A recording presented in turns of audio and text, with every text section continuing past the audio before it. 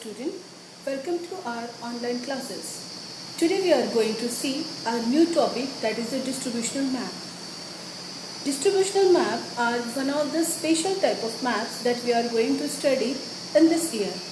In our previous classes, we had already seen some maps that are district maps, state maps and the country maps, which was specifically originated for showing the location of some places. But here we are going to see some special kind of maps that are the distributional maps, which is used to show the distribution of variables, and that's why we call it as a distributional map. But before going to the topic, it's very important to understand that what is the main aim of maps. That means why we use the maps. Okay student, so let's see what is the main aim of map. Here it's very important to understand what is the aim of maps. Here we have shown one flow chart where we try to understand what is the aim of maps. Here there are two aims of maps. Number one is to show the location of places. That means we use the map to show the location of places, and the next is we use the map to show the distribution of variables. Here, to show the location of places, we use the political map and the physical map, which we have already studied in our previous classes. And in this chapter, we are going to see some special type of maps, that is the thematic map, which used to show the distribution of variables. Now, the next question is arise that what is the thematic map? Thematic map is nothing but the maps which prepare with some theme is called as a thematic map. So, distributional maps are nothing but the thematic maps. Okay student? Now, the distribution. Here in the distributional map, we are going to show the distribution of variables. Now, which kind of variables we are going to show in this map? So, here is the list: temperature, rainfall, pressure, population, density of population. These are the variables which we are going to show on the distributional map. Now, one more question might be arise in your mind, that which method we use for which kind of data? So here the answer is dot method and the correlate method is used for the data which is discontinuous manner, or we can say the distribution of variable is freely scattered across the area. In such cases, we use the dot method and the correlate method. Now, what about the data which is in continuous manner? The data which is in continuous manner, or the distribution of variable, it is in continuous manner, then we use the isoplate method. Now, student, don't get confused with the continuous manner and the discontinuous manner. See, if we talk about the population, then we can count the population. It is freely scattered over here and there. But if we talk about the temperature, it is not in discontinuous manner. That means pressure is everywhere. If you go anywhere on the earth, pressure is everywhere. We can't say that here is the pressure and there is no pressure.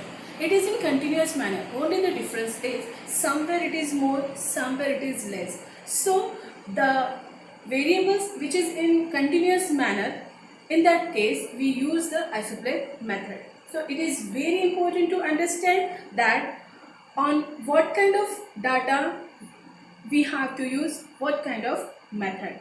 Okay, so it's clear now.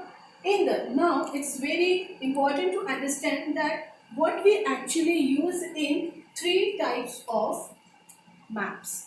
Now see, dot method.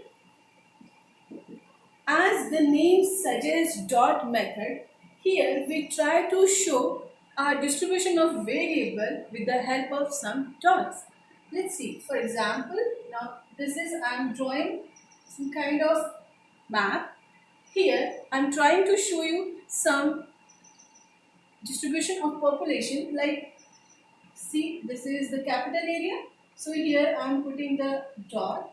Here I am putting some small dots.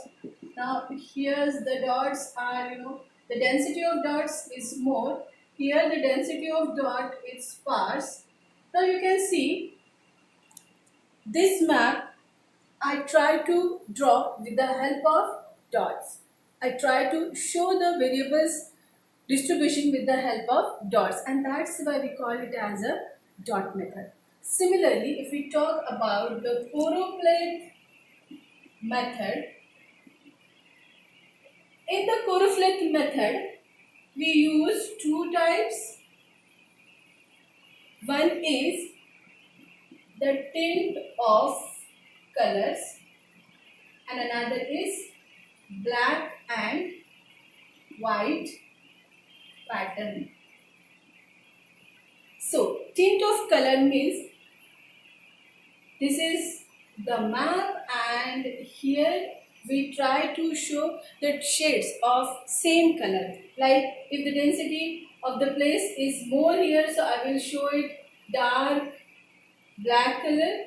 If the density of the population is less here, then I will show the faint black color like this. Okay. So like this I will fill this map, and the black and white pattern means it will be like this.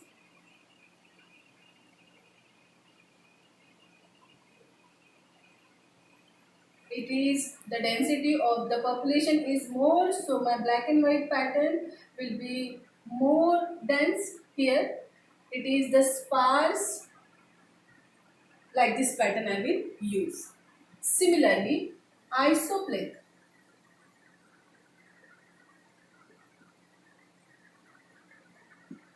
For the isopleth, I will use some isolines like this, like this. Here are some. The main aim of map is to show the location of places and the distribution of variables. Here we can see that we try to show the location of Agra as well as we try to show the distribution of various variables like the population of tigers and population density and onset of monsoon. Here, to show the distribution of different variables, we use the different kind of maps, which are the spatial maps, which we called as a distributional map. Here you can see that to show the population density, we use the tint of colors. To show the monsoon, we use some lines, and to show the population, we use some dots.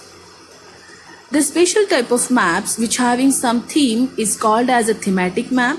Through such maps, we can show the distribution of different variables such as temperature, rainfall, population, etc. And also we can show the pattern and we can explain the distribution of these variables. Here you can easily observe these maps. These are the thematic maps, which are nothing but the distributional maps. While making the distributional map, we need of statistical data of the variables, which we get from the different process. Distributional map is of three types, that is the dot method, choropleth method and the isopleth method. Okay student, so now let's see about the dot method. While making the dot method, some things we have to consider, that are the data is gathered through the counting. That means wherever the data, we get the data by the process of counting, actual counting, there we can use the dot method. And to show the distribution of variable, we have to consider the highest value and the lowest value. While making the dot method, some precautions we have to take. The precautions are as follows. Number one, the size of the dot has to be uniform. That means, for example, here I put one dot, I have assigned one value to it, that is a 5 lakh. Wherever I have to show the population of 5 lakh, I have to use the same dimensional dot. This is indicating that I am using the uniform size of dots. Second is, While placing the dots, we have to consider the physiography, the water sources, the transport system, and many more things. For example, if suppose there is an ocean, in the ocean you can't say there is a population. So if you place your dots on that ocean section, then it will be not accurate map. So that's why we have to consider these things while placing our dots. Similarly, if you are showing the population of the urban area or the rural area, some things we have to keep it in mind that while showing the population of rural area, we have to place a dot or put a dots, and if we are showing the population of the urban area, then we will use this circle to show the population. Okay students, so that's it for the dot method. Now let's move to our next method, that is the correlate method. Here you are seeing the distribution of population of Amravati district. Amravati district are having the population of 5 lakh. In scale section you can see that there is different values for different dots. With the help of dots we are showing the population of rural area, and for the urban area we are showing the population with the help of circles.